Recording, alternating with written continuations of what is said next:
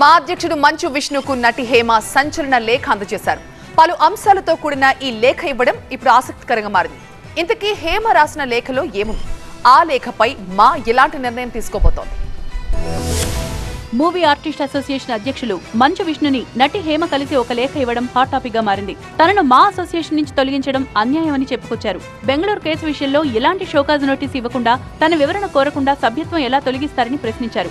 మా అధ్యక్షులు మంచు విష్ణుని కలిసి స్వయంగా లేఖ అందజేసిన హేమ డ్రగ్స్ టెస్ట్ కు సంబంధించిన ప్రైవేట్ రిపోర్ట్ ను కూడా జత చేశారు. అంతేకాదు బెంగళూరు రేవ్ పార్టీ ఉదంతంలో తనపై దుష్ప్రచారం జరిగిందని లేఖలో ఆరోపించారు హేమ.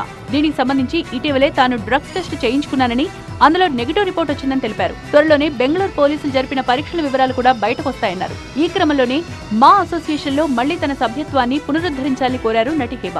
డ్రగ్స్ కేసులో తాను నిర్దోషినని, దోషిగా భావించి సభ్యత్వాన్ని రద్దు చేయడం సరికాదన్నారు. అయితే హేమపై తీవ్రమైన డ్రగ్స్ ఆరోపణలు రావడం, బెంగళూరు పోలీసులు అరెస్టు చేయడంతో ఆమెను మా నుంచి తొలగించడం జరిగింది. ఇదిలా ఉంటే హేమ నుంచి లేఖ స్వీకరించిన మంచు విష్ణు దానిని మా అడ్వైజరీ కమిటీకి పంపిస్తామని, ఆ తర్వాత కమిటీలో చర్చించి ఒక నిర్ణయం తీసుకుంటామని ఆమెకు హామీ ఇచ్చినట్లు తెలుస్తోంది.